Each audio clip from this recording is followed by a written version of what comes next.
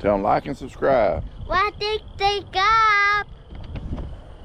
All right, y'all like and subscribe, he said. All right, we're just going to show y'all a little bit of comparison on the John Deere and the Bad Boy. Easton, which one you like the best? The Bad Boy. The Bad Boy? Yeah. You don't like the John Deere? Yeah. You do? You like both of them? Yeah. Oh, but you like the Bad Boy the best? Yeah, and John Deere. Oh, okay.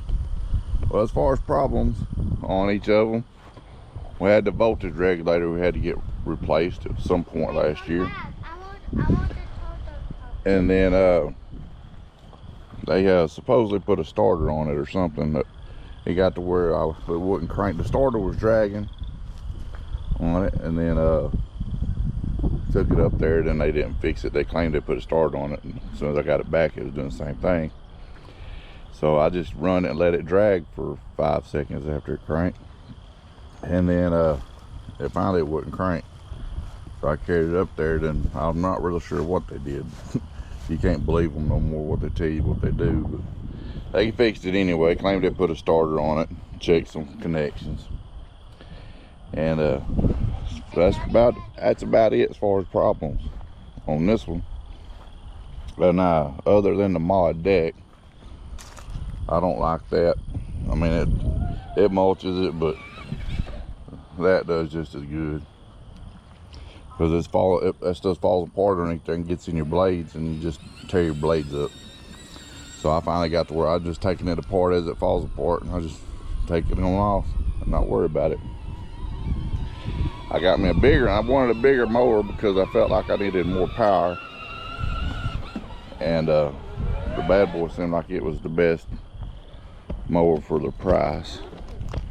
John Deere I don't think even makes a mower with that big of a motor. I think 35 horses as far as they go, and this one's 38 and a half.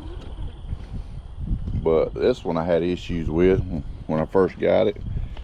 Noticed about a week later that tank over had water and oil, and I had issues with the dealer carrying it up there 2 or 3 times, and they claimed they flushed it, but they never did.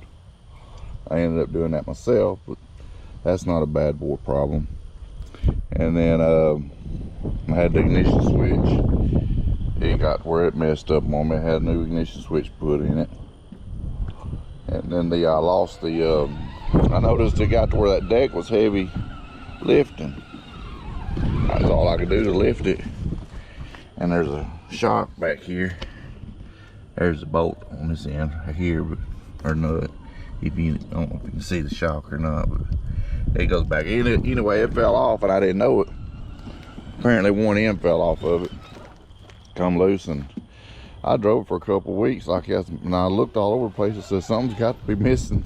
And finally I was mowing and I come across that shock laying in the ground. So well, that's what it was. And finally talked to Bad Boy themselves, because my dealer, they don't know nothing.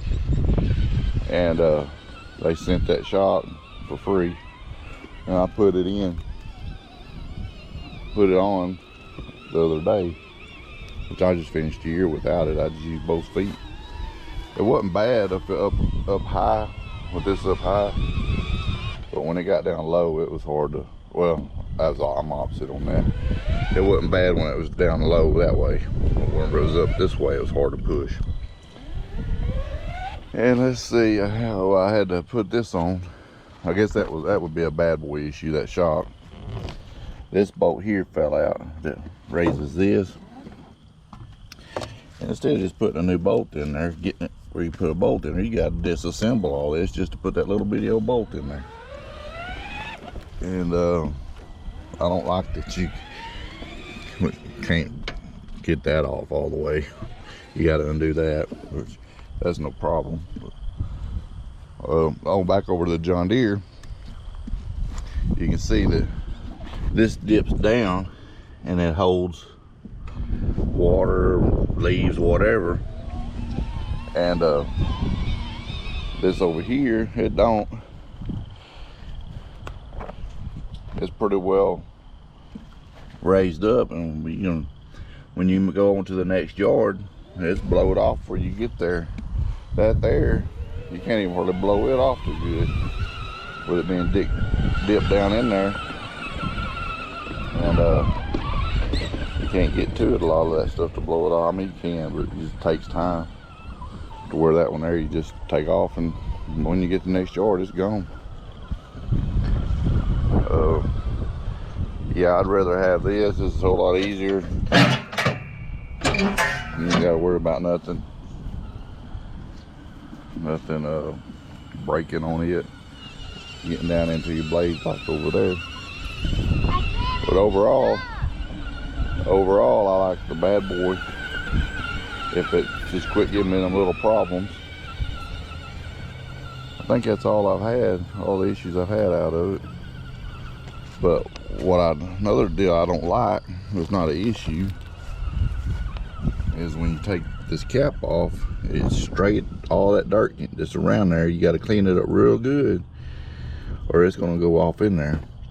I'm thinking about taking the cap off and getting a little adapter, a male that'll screw in there, then have a female on this side, and then putting some kind of sealant or something around it, so it'll have a lip on it, kind of, it'll be open air. The dipstick won't read correctly, but I know I can kind of judge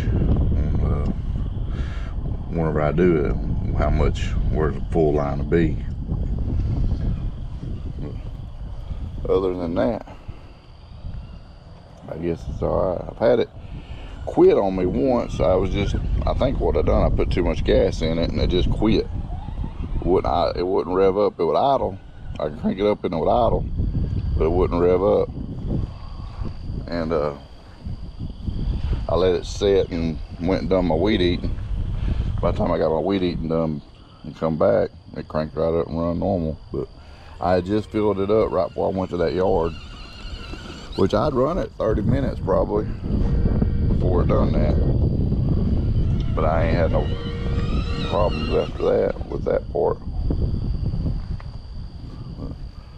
I just thought I'd show y'all a quick video of what I think about it. Now, this one here, you can, the foot pedal, you can take this off, which that's not hinged, it just comes off without this being in the way.